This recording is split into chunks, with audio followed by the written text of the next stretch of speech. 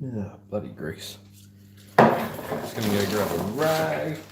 This bit's gonna be messy.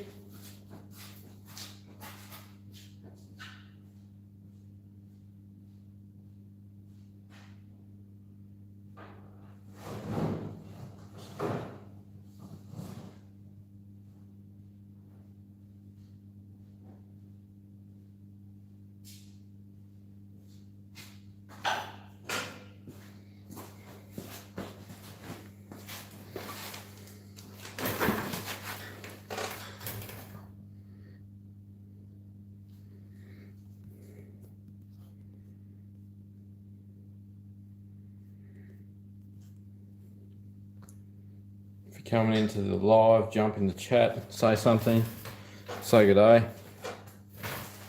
Playing with a Milwaukee impact wrench, which was 3/4 inch. This is the 3/4 inch insides. So there's the hammer end in there. It's got a heap of wear on it, as you can see there. It's got the shit smashed out of it. So that would make sense as to why it wasn't hitting properly. It's kind of doing like a half hit. So it pops over in forwards a lot easier than it does in reverse. So this was clearly used really hard in the forward motion for a lot of time. There's no one in the stream, talking to myself. Give it a minute until we see some people pop up. If you come to the stream, drop us a comment. Let me know you're here.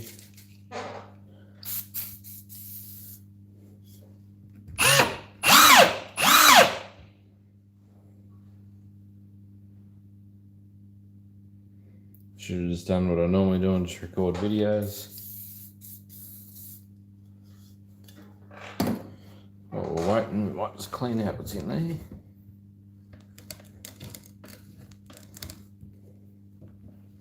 This is obviously some pulverized steel from the yeah, it's pretty shiny. Let's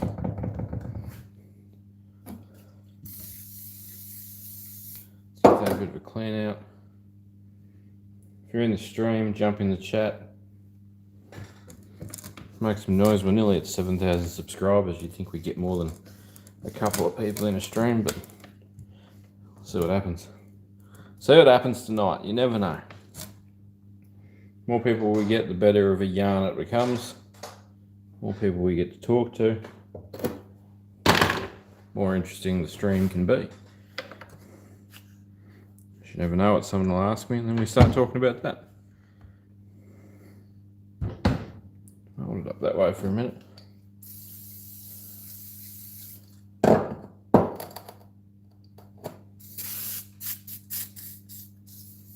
WD-40 is good for so many things. A lot of people don't realise how good it is for so many different things.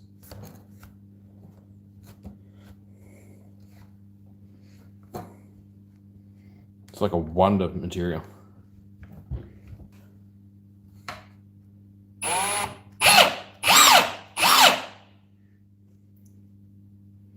So hopefully that center. G'day mate, how are you? Good to see you. So hopefully that, I suppose that'll be a pinion gear that goes into the planetaries. Planetaries and pinions, rack and pinions, something like that.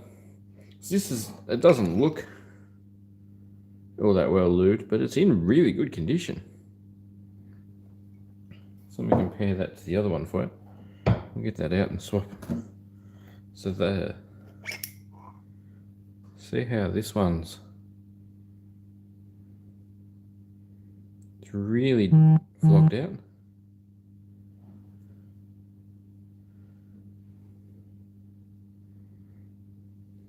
You can see there's been lots of heating there because of lack of lube, no doubt. And it's just riddled with metal. It's a good thing we're saying goodbye to that one today.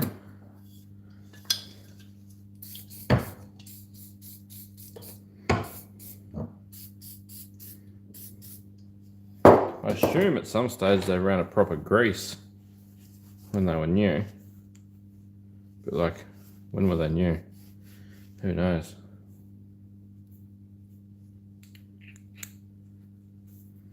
That's beautiful and springy. It really bouncing on the spring mechanism. The gears feel lovely. They spin quite nice. Bearing feels good. So it's pretty good and cleaned out there. In this end we've got the needle roller and a base plate. So we won't mess with the needle roller too much, just because I fear if I lose a needle. We've just done all this for no reason. So we're going to do a fairly dry fit up and to see if it impacts, just as a kind of a test run. You'll notice I had to mutilate here a bit to get the old one out. The split pin, like a pin belted through there for some reason. Don't know why. It is not going back.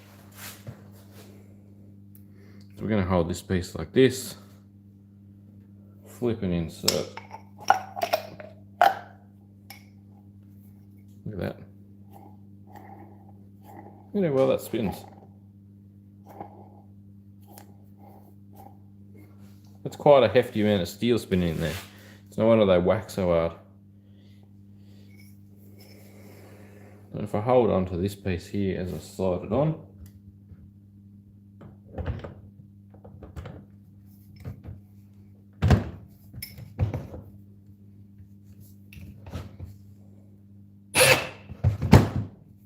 oh, straight on. Right, we'll get a couple of these screws in.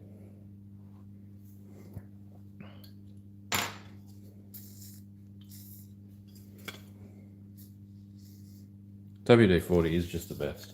Not sponsored, by the way. Like, if I could get sponsored by WD-40 and they'd send me all their products.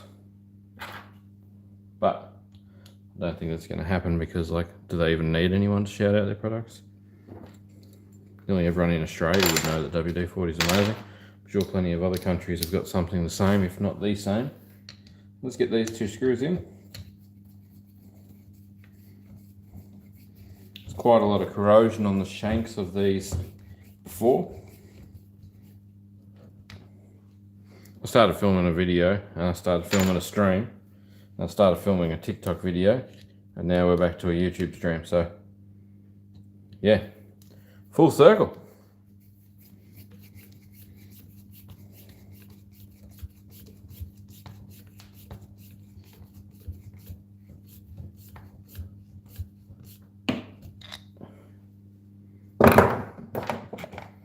Okay, so this is a friction ring style impact. There's another kind of one which is called a pin detent. The pin goes through that hole. I hate them. Good if you don't change sockets ever, but when I change sockets all the time, they're no good for me. Yeah man, we're changing from buggered 3/4 to 1/2 inch. The 1/2 inch one looks mint on the inside. But I don't know why, like this housing on the outside of this 1/2 inch one looks all smashed up. But the inside looks mint, so we're going to roll with that. There's just heaps of wear on one side of this one. And this 3/4 wasn't hitting properly. It'd undo things awesome. Like car wheel nuts and things like that. You'd go clack clack and it was undone already. Like it was so strong. But when you did it up, it was really shuddering and judder, like lots of vibration and juddering. When you look here at these, where's the hammer? Let's clean this stuff up so I don't drop it. It's all greasy and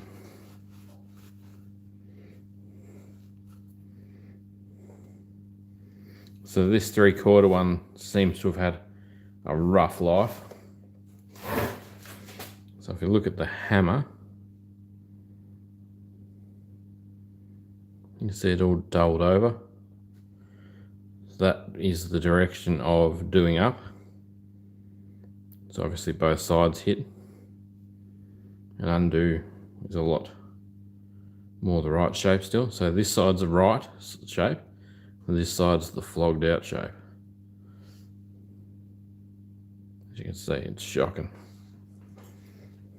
So how this works is, this piece here spins at a fairly fast rate. The brushless motor probably screams. This is geared down with a planetary and torqued up. Then there's the big spring, which acts as a damper, which basically isolates the motor from the tool. This huge counterweight, and then this hammer mechanism.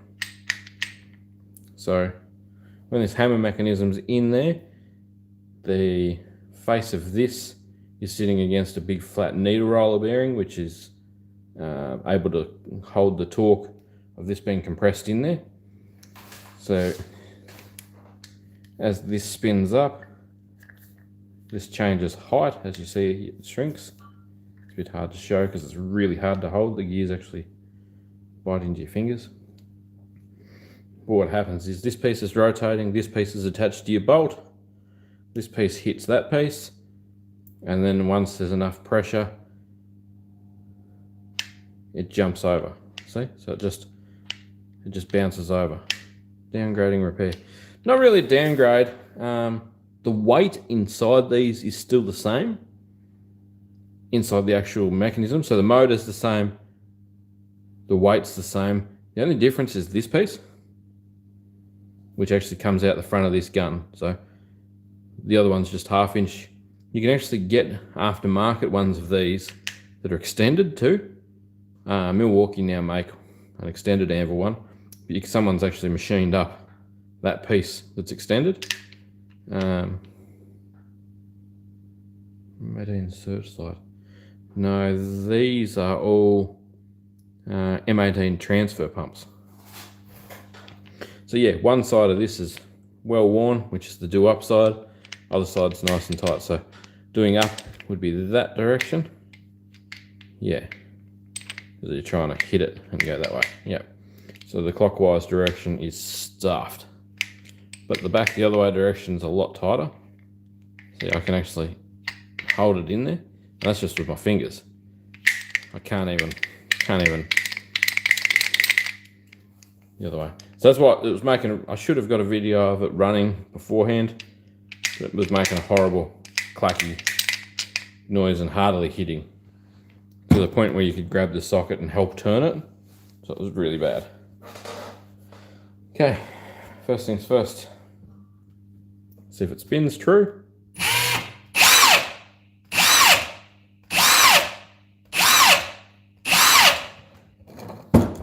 Spinning pretty good.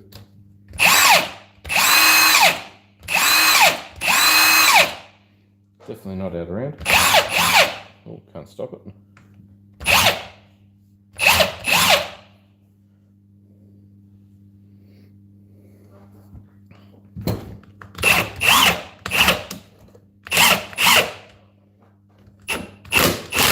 Oh, yep.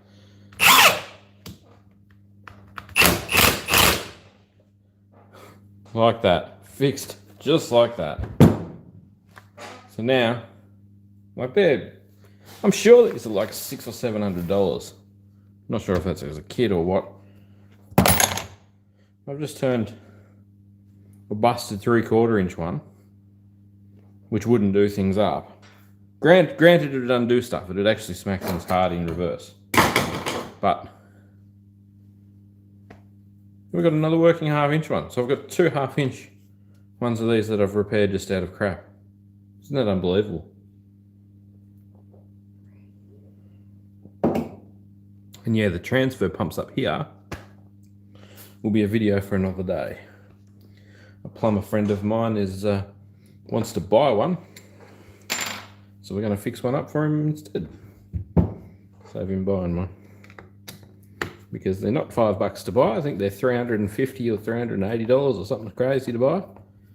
Feel free to ask completely unrelated questions while we're streaming. I like to answer questions. There's only so many things you can say about an impact wrench, but I'm sure I can babble on for hours about an impact wrench, but yeah. Look at that, it impacts. So I'm going to put some grease in it. I don't know how much would normally be inside one or whatnot, but at the end of the day, worst case, it's going to pressurize in there. It's going to leak out the front. I don't see that as being a big issue. Normally, the majority of the shit you're undoing is greasy and horrible as well, so.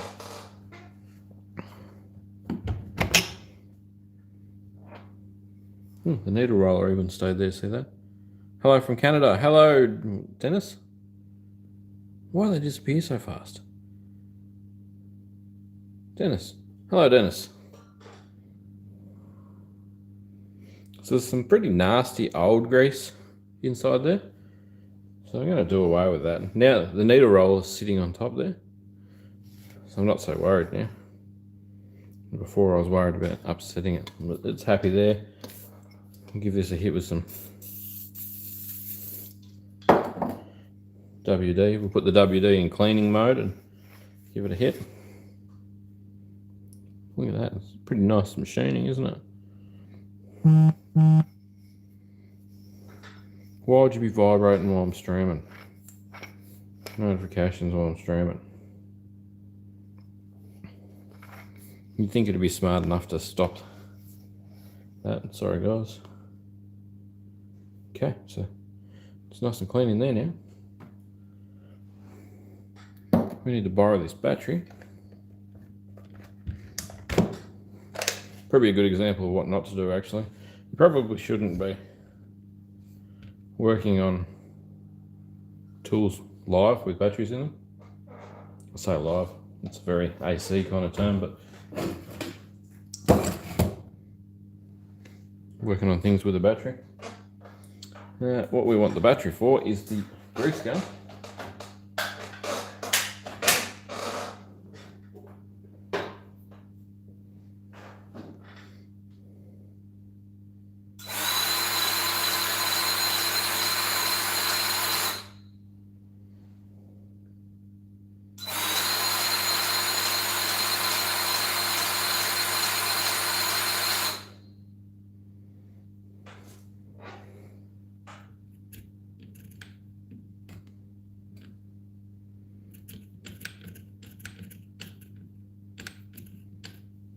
Pretty tight there.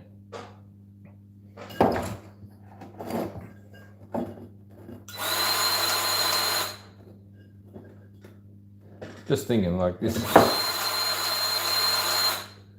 hammer mechanism should last a long time. But, you know, if it's not grease, it's going to be quite short-lived.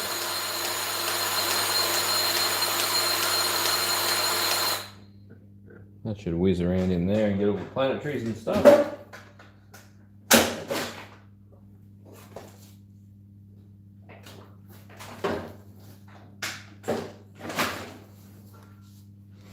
Don't know if you call them planetaries because it's only one set. Whatever. I really don't understand YouTube. I really don't. Like, I can make a video. I've got 7,000, nearly 7,000 subscribers. You get 5 people on a stream. 3 people on a stream. Whatever. Just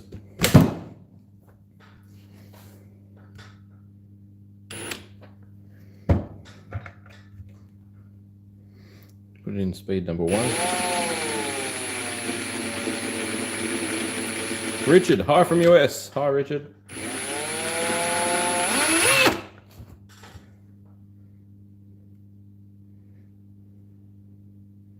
So we'll try and get, we want some grease in that needle roller,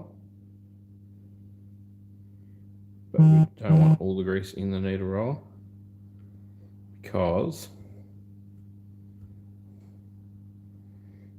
that might pressurize across the front of the needle roller.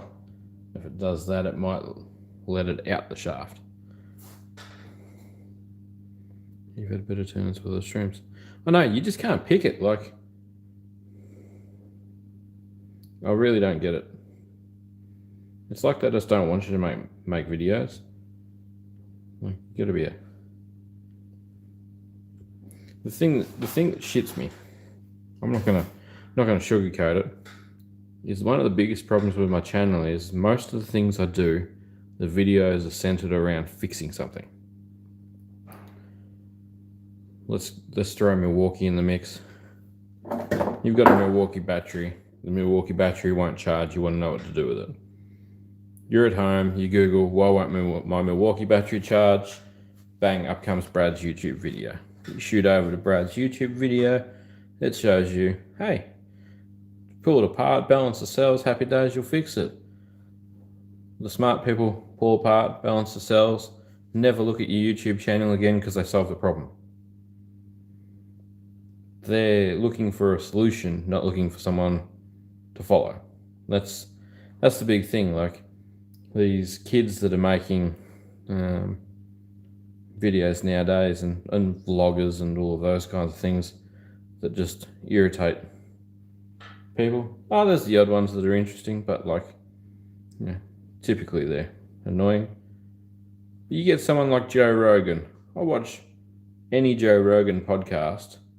Well, I normally listen to it. That's a lie. I normally listen to it on the excavator. Just because it's a podcast by Joe Rogan. He normally has interesting people on there. He talks about interesting things. I find it interesting. So I'm just lubing the... Can't see.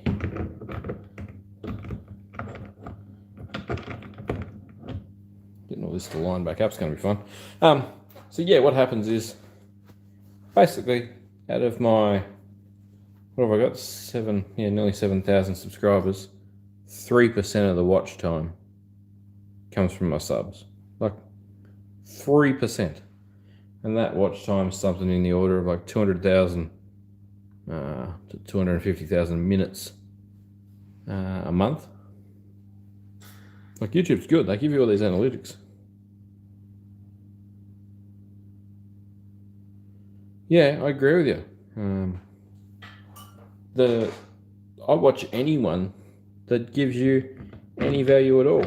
Like, if someone gives me the tiniest amount of value, they get to follow, and you never know. One day, you might be sitting there watching them. But don't like how grippy it is underneath that. I'm gonna get that out. Remember the anvil can actually come out of that piece. So if we can...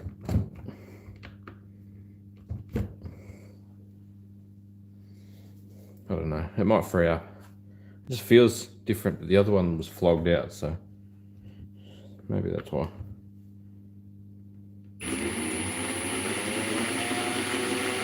Give this a run for a sec while the gears are exposed in the bottom. Lagos, Nigeria. G'day mate, how are you? It's like 11 o'clock at night, 11:30 at night here in Tasmania.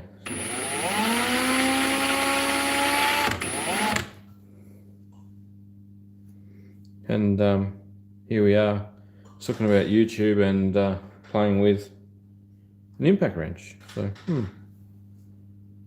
Richard, are you part of the 3%? Well, if you watch a video and you subscribe, you would be part of the 3%. Oh, you're in Western Australia, aren't you, Pointed Spider? Yeah. You are. You're a very, very common viewer. And your feedback inside lots of videos is really helpful. That's what you need. I've got quite a few older videos where I'm basically asking questions. I get paid out on them weekly by people who just want to write stupid comments and then disappear. And those people, they really shit me to tears. Just because they watch the video, you don't instantaneously solve their problem because you're asking a question.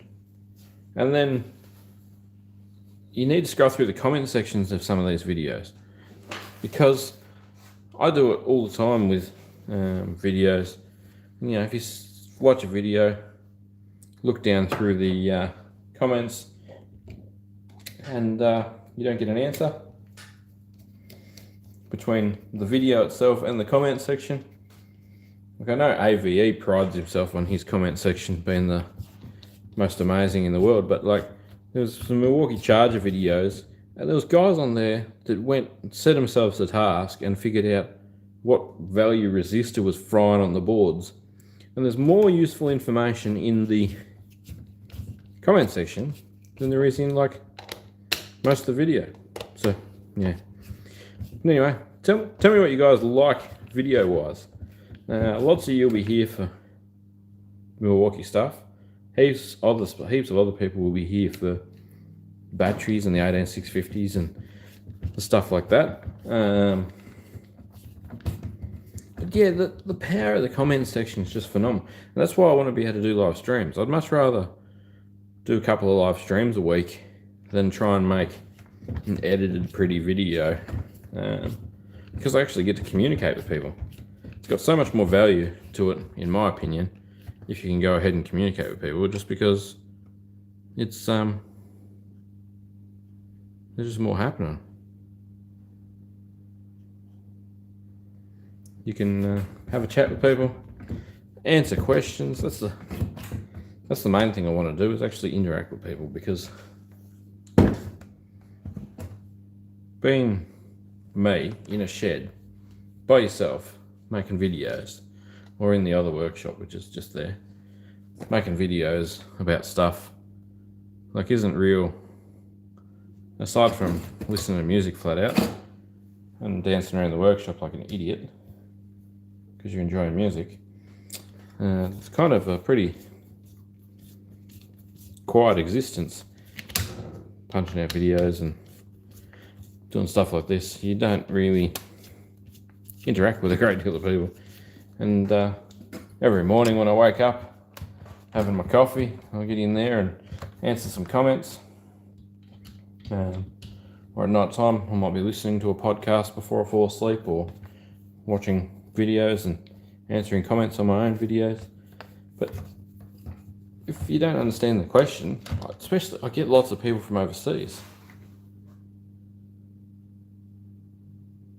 Thing with the battery chargers, you don't want them plugged into a generator. Around the saw. Yes. Yep, definitely. It's a known issue. Not even only generators. My ex-housemate at my old place, there's literally one on my floor here, Milwaukee Rapid Charger. Not only is it dead, it's done the same thing, but because it's on a power source that's got voltage down, up and down, up and down, up and down. He runs concrete grinders and stuff like that. And on the same power source as the concrete grinder, they plug in their cordless tool batteries, like the Milwaukee stuff, because they run the little vacuum cleaners and the blowers and all that kind of stuff, cleaning floors down and hammer drills, etc. And the battery charger sits on the ground on this crappy power supply. Every time they turn on the concrete grinders or the big vacuums or whatever, it's voltage spikes, voltage drop, blah, blah, blah. The charger's halfway through punching power into a battery flat out and just starts cooking. And they just, like, there's not a mark on it. It's clean, it's neat. And he actually rang me because he was working away when it happened. He goes, like, what the hell's happened to my battery charger? He goes, it went from just no problems to just stopped. And yeah, that's exactly what happens. I just die. Okay, so we got that bolted on up.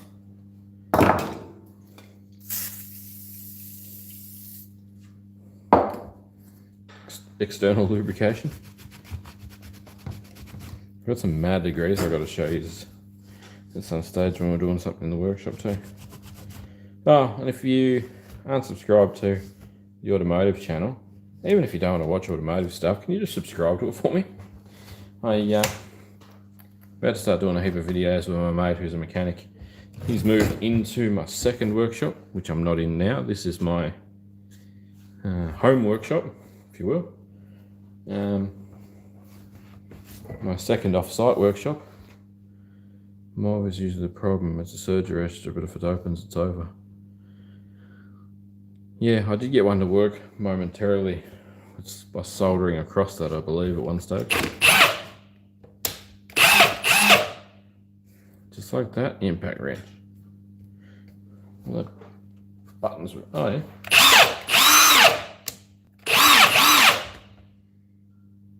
Fixed. So yeah, that's probably a bit of an education for you. So that's what's inside a heavy duty impact wrench. I bought one apart on camera a long time ago, and got a hell of a response.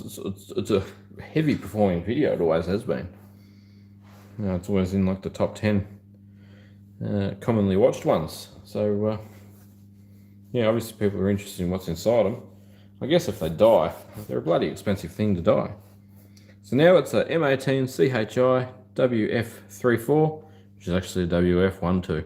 So WF is for the friction ring. And box it up and send it to me. You want a big impact, do you? Do you run any cordless gear? If you do, what brand? Obviously, my brand of choice is the Milwaukee. I've ran DeWalt years ago.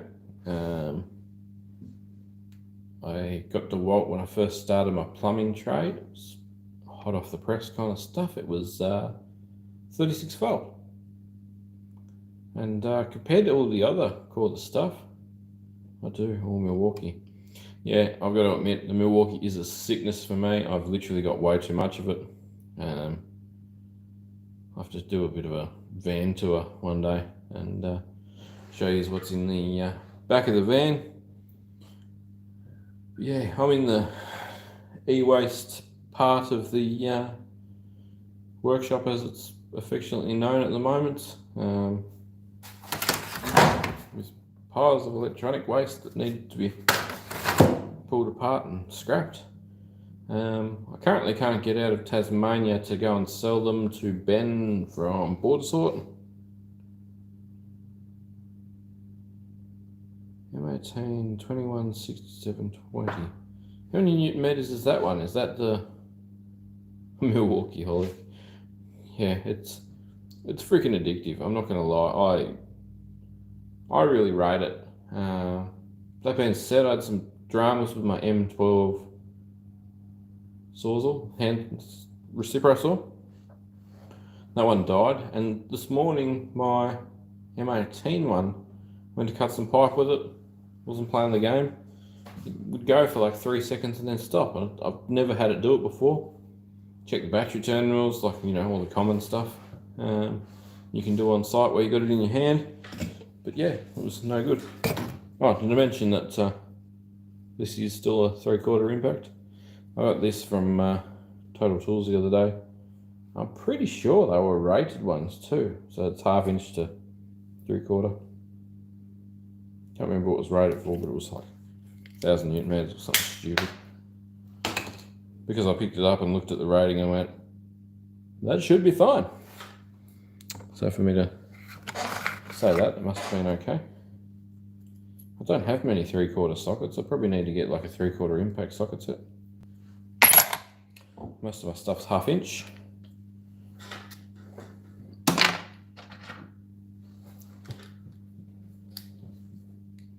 As a lot of you know, I've got the little M12 stubby impact wrench. And I had the older M12 addictive 18 gauge nailer, STS hammer, drills, saws, copper cutter, I want it all. Yeah, I've got the M18 string trimmer. That's awesome. I haven't made a video about it yet, but the landlord got me I live in a commercial premises.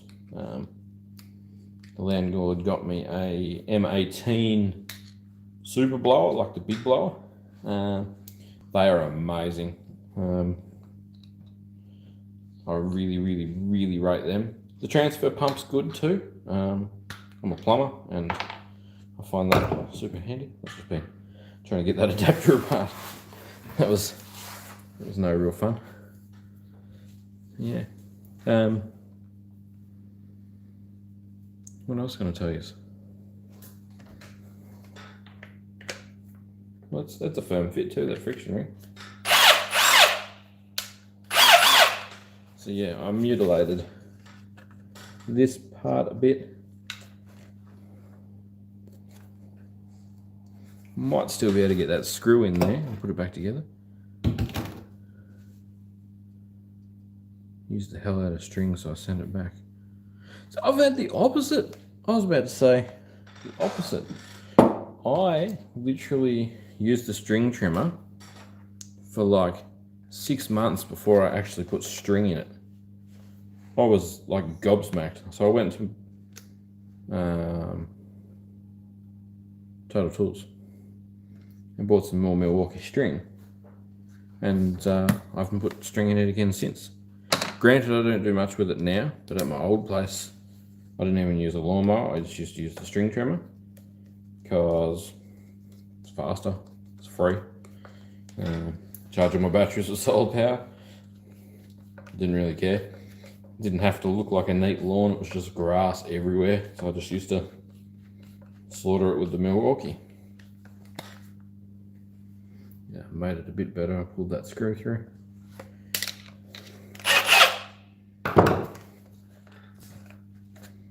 Plastic's a bit sharp, I might cut it off.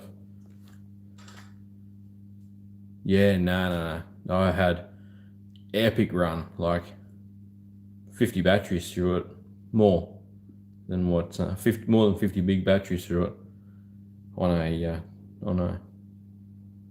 roll of string. Yeah, there was obviously something wrong with the let go mechanism on yours because it was letting it go every time you stop, I reckon.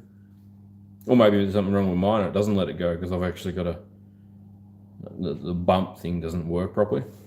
Maybe yours was oversensitive and mine was undersensitive.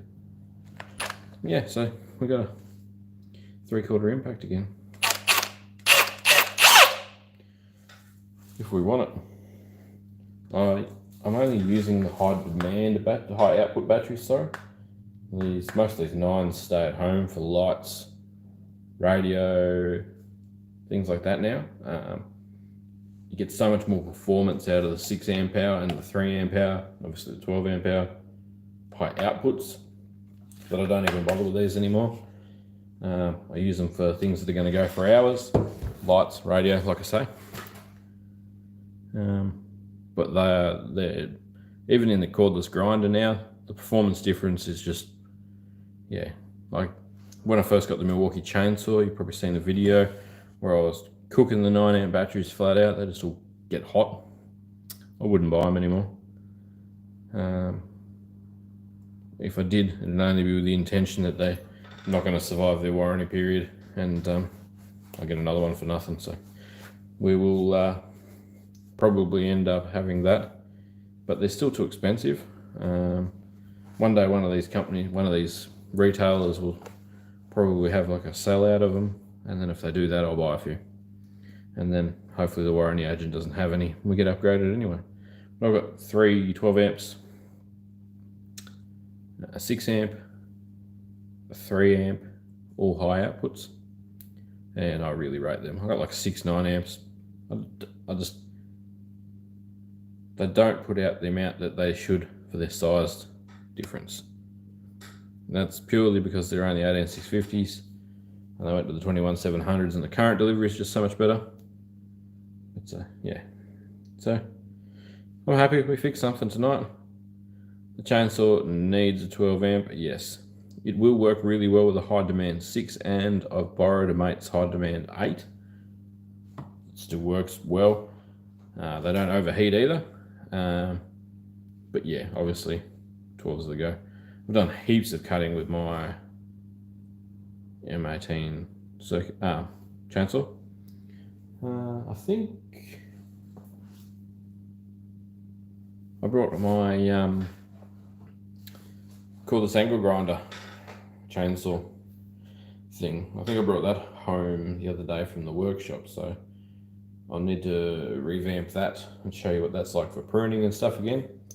I did that original video with banggood.com, and I continue to sell probably 5 or 6 of them a month through the affiliate with Banggood, and people just keep buying them, and they work. Like, I was surprised. Like, I was really shocked when the first time I used it. It was awesome. But yeah, basically this part of said shed, I'm only showing you the top half because it is just e-waste piles everywhere at the moment. I've started to get serious with some sortie tubs and stuff like that over there. But yeah, this is where stuff comes to be recycled.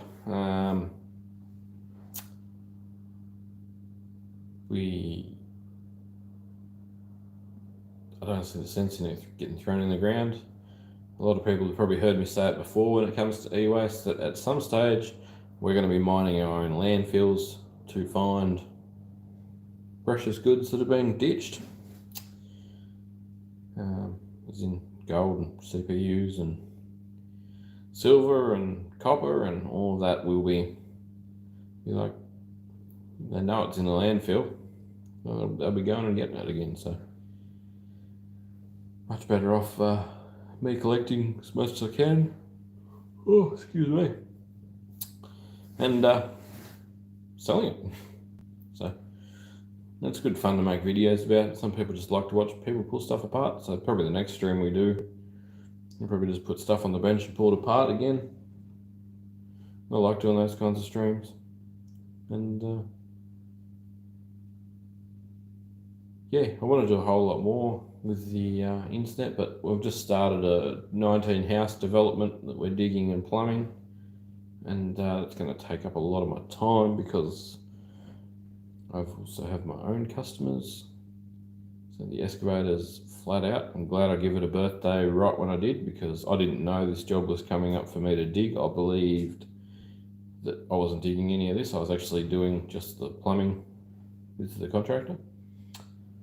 And then he rang me 3 or 4 days before we started and said, "Oh yeah, you're digging it all." So I'm really glad. I still haven't put the blade back on that's over there. I'm waiting for the ram to get rebuilt. I haven't heard from the engineer that's doing that. There'll be videos on that again. But like, that's the same thing. I put a fair bit of time and effort into filming what I was doing and explaining what I was doing with the Kubota videos, and they might not ever gain traction. I might get 500 views on them for the next 5 years. So it's not all about money. It's not all about numbers either. Like, obviously, it's cool to make money out of all the time and effort you put onto making videos for YouTube. Because I do make a lot of videos for YouTube, and that takes time. It takes cameras. It takes internet. It takes lights, and then lights it up, and then doing things twice so that you can get something that makes sense out. Some of these people that spend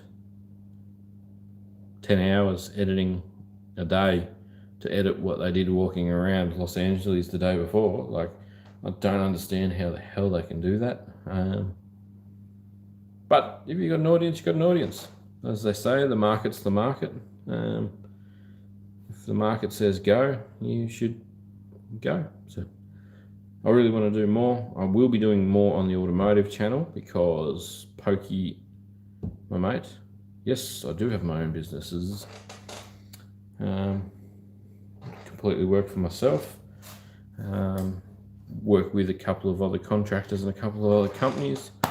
One's a shipping company, one's a training organisation, and obviously I'm a plumber, so I've got my own plumbing business and I've got my own excavation business. My YouTube is part of the business.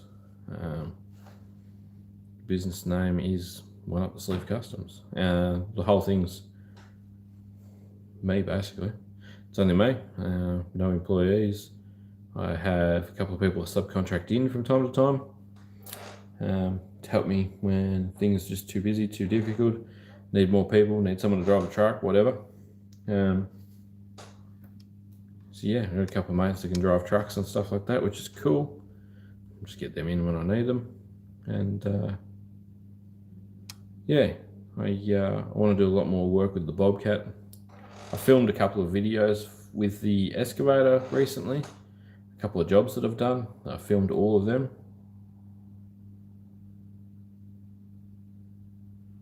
People don't want to work, much less watch someone else do it. I don't know. I don't know if you've heard of a bloke called, what's his name? Andrew Camarada. He's in New York State in America. He makes excavator videos and stuff like that.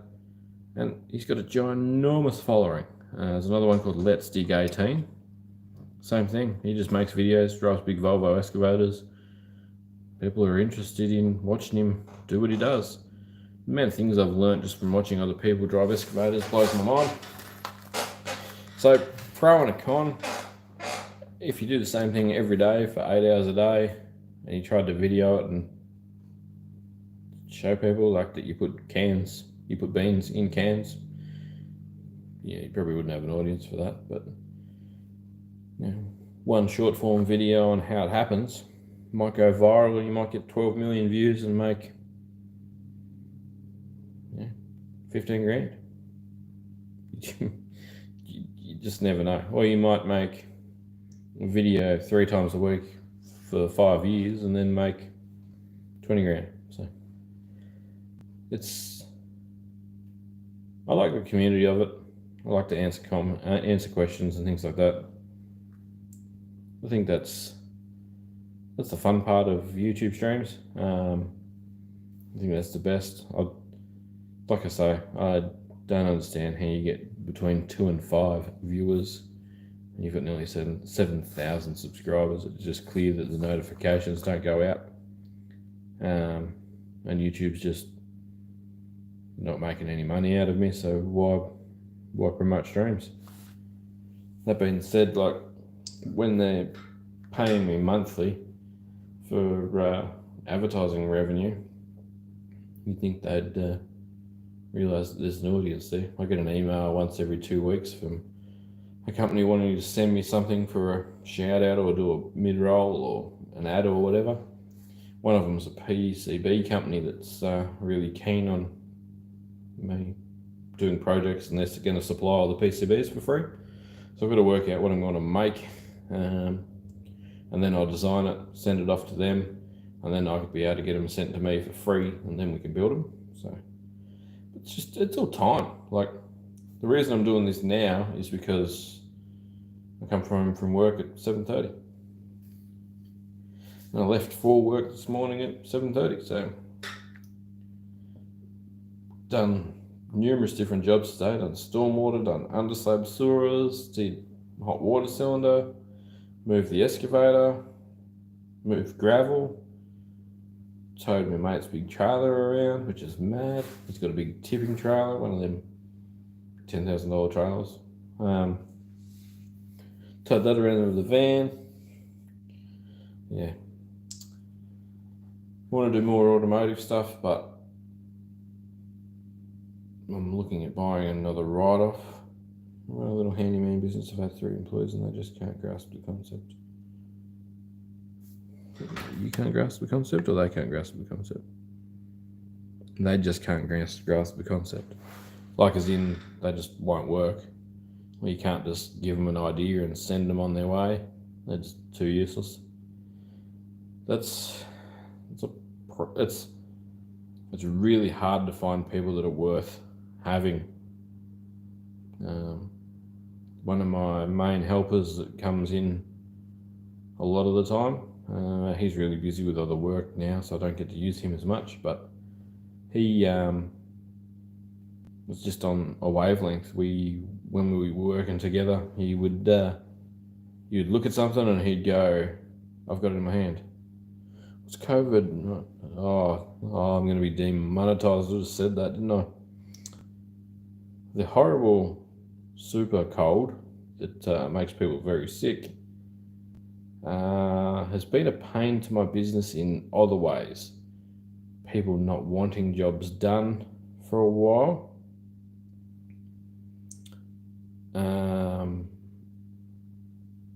Just because they're worried about money. Other people not wanting the contacts, they didn't want me to come around. Understandable.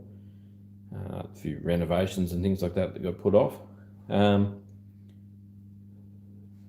Having my daughter not at school has affected me because I've had to look after her. I don't mind, but it just means you run out of hours in the day faster. My partner and I basically work like split parts of the day. She works early, I work late, so there's a good crossover in between normally, so that we can. My daughter's always looked after by one of us or mum, so it's happy days. But yeah, mainly people worried to spend money, I suppose.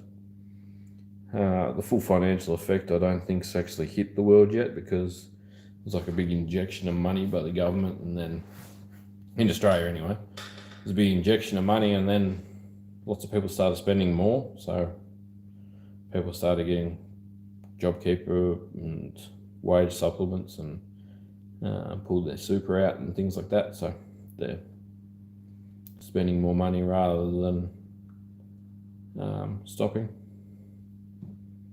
Had one guy steal from Lowe's, had to kick him. Another guy said he has construction skills and couldn't operate a saw. The only people I've ever employed have been mates, and I've known their strong points and most of their weak points and weighed up. Job specific, like if I'm doing certain jobs, I'll call certain friends. It's that simple. Got a mate of mine, he's a chef, I'll call him. He can just demolish the shit out of a garden. I wouldn't call him to do some kind of technical plumbing job because it's so far away from his field that he's normally doing. It doesn't make sense.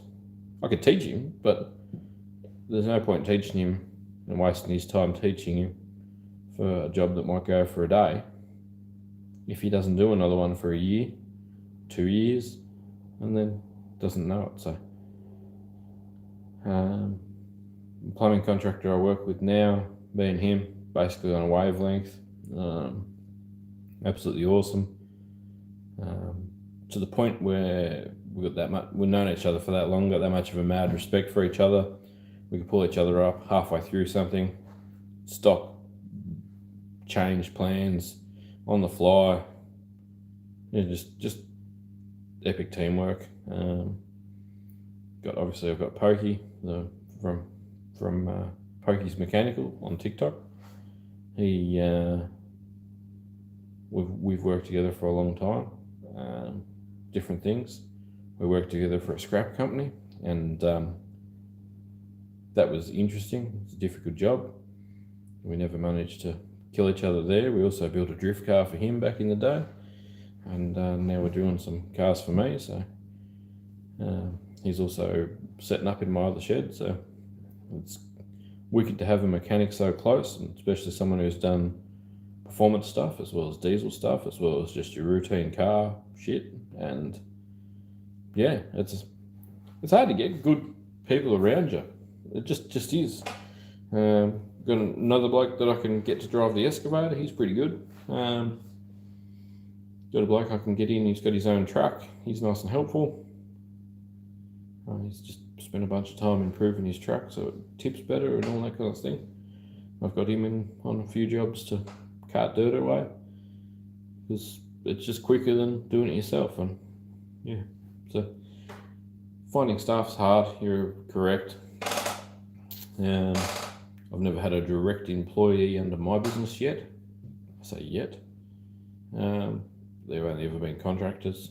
I've had blokes that you'll take to some of the tech-based jobs that I do. I do work for JB Hi-Fi and Harvey Norman and stuff like that, installing stuff. I'll just stand there and stare at you, and you go like, "Why don't you do that one and I'll do this one?" And they go, "Oh, I was going to do it with you." I understand the pain of some of these employers. I don't know how they get through the day. It must be difficult being a boss. Luckily I don't have to put that hat on very often. Normally it's just a beanie because I'm out in the cold.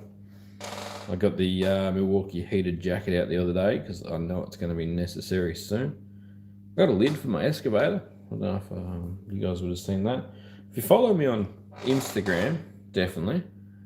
I don't do anything with my Facebook page for One Up the Sleeve. I don't use it. Don't even look at it. If you want me, email me.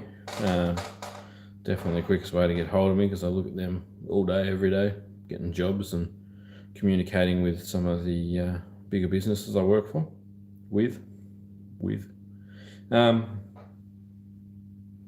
I'm also doing a fair bit on Instagram and TikTok. Instagram hasn't taken off. TikTok is. Thousands of followers on TikTok already. People watching videos all the time. Kind of using that as a funnel. If you're interested in a project, you see it on TikTok, you head towards YouTube. So I'll be directing people to this stream so they can see how I rebuilt this thing.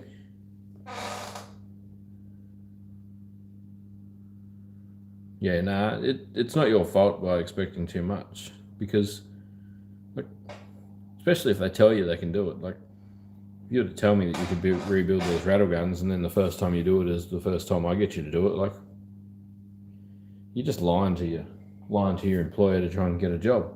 I understand that too. I've been in that position where I've well and truly overpromised and then underdelivered for a while until I could actually do what I wanted to do.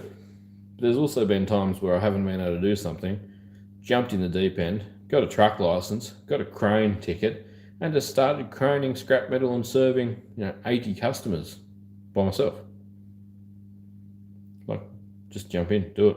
I started my own business on a pissed off day from my former employer. I literally registered my business before I had a shower at 11 o'clock at night after a long day. So, I'm not trying to become a motivational speaker here, but like, just do you. Don't even, unless you're hamstrung financially and you've got to go to work, then yeah, fair enough. You've got to be able to eat and pay for all the shit we have nowadays. If you can't do that, well, that's a bit sad. And obviously in times like now with the whole nasty cold that kills people, I understand why people would hang on to some of those jobs, because I was looking at options, and as soon as they called it a pandemic and lockdown started happening, I had bigger business owners that I've worked with, work around over the years. Some of them own real estate, some of them are in real estate, blah, blah, blah. Contact me and say, don't worry, mate, if you can't work anywhere else, this project's going ahead. I've got the budget to do it. It's all, the money is there. I'm not stopping work. Come and do this. So, and then the construction industry didn't really slow down at all here.